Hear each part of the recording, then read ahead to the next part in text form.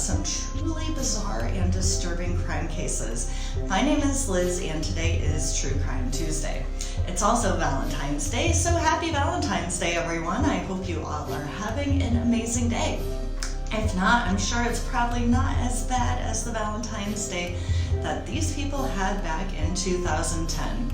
This is the story of Stacy and Richard Scheck. Let me set the stage for you. Married couple of just over 2 years, Stacy and Richard Scheck are planning their Valentine's Day.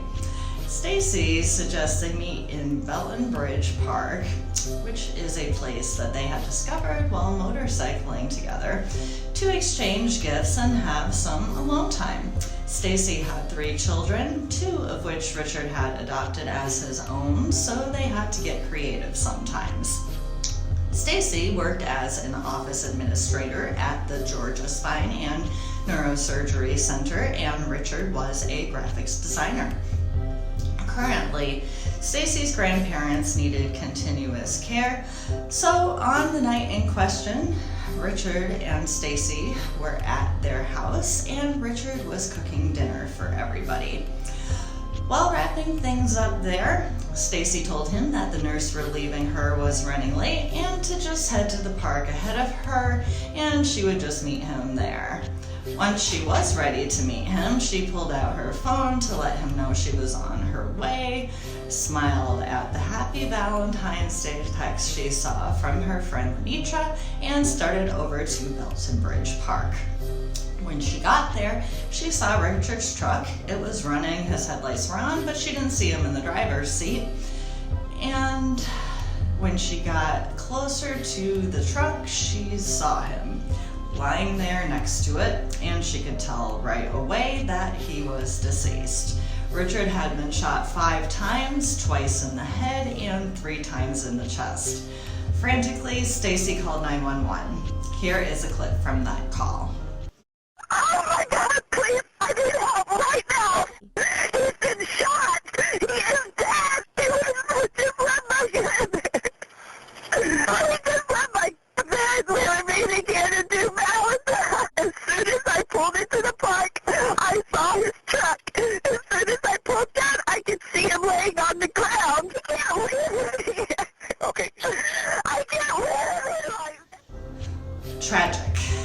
So what happened to Richard Scheck?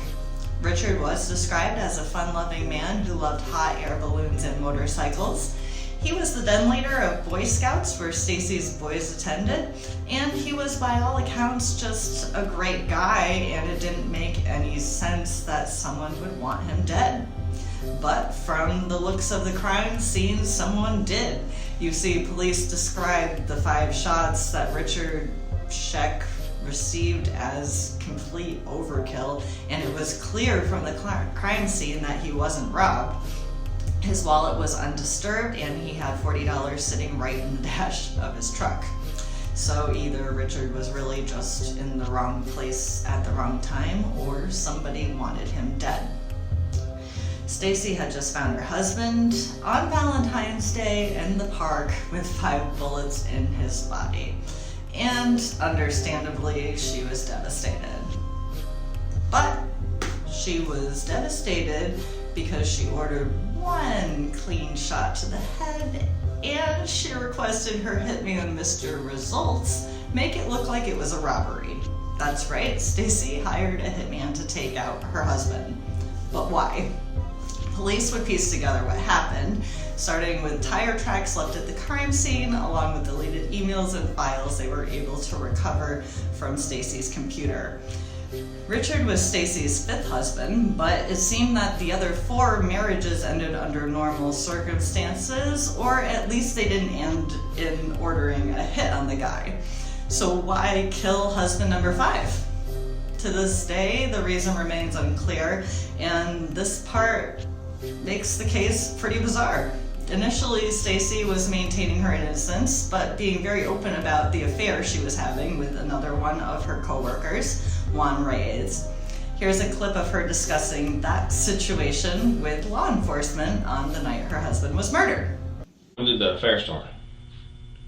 Well, that's why I was saying it's gotta come, I mean, it was 5 years ago. That was before I even met Richard, and Right. then So you Juan had- went through a divorce, and then you know, he moved to Florida, and I would just communicate with him via email. We just stayed friends, you know, and then but there was always something there between us as far as just communicating. And I didn't see him for 3 years. Well, Stacy, there's no doubt that you love Richard. I do. I I swear. I don't doubt that I would for a never second. want anything bad to happen to him for a second. Okay. So at first, police thought Juan could be responsible, but it turns out he was just using Stacy to get back together with his ex-wife, and he had a solid alibi. Then the deleted emails from Stacy's computer were uncovered and started to reveal what really happened. While she was looking for a hitman, she confided in her friend, coworker, and tenant, Lenita Ross, that Richard had been molesting at least one of her children and that she wanted him dead.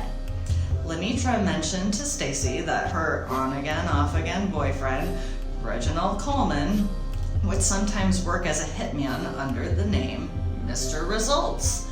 They settled on the amount of $10,000, which Stacy paid to Lenitra under the guise of home repairs, as Lenitra was also Stacy's tenant. I mean, as far as reasons to kill someone go, child molestation is a pretty good one, but it seems like that's not what really happened. Stacy, who claims to have been molested herself as a child, feared the same for her son when he began acting out and shoplifting as she had done during her teenage years. He had also made a comment about her not knowing what it's like in the house when she's not home. After Richard was already dead and her son was questioned about this comment, he denied that Richard had ever molested him and stated that the comment referred to him being stricter than Stacy. I mean, with something like that, wouldn't you want to know exactly what was going on, especially if you were going to murder somebody over it? Stacy also was questioned as to why she would leave her sons alone with Richard while she was planning to kill him if she thought he was molesting them. That just really doesn't make sense.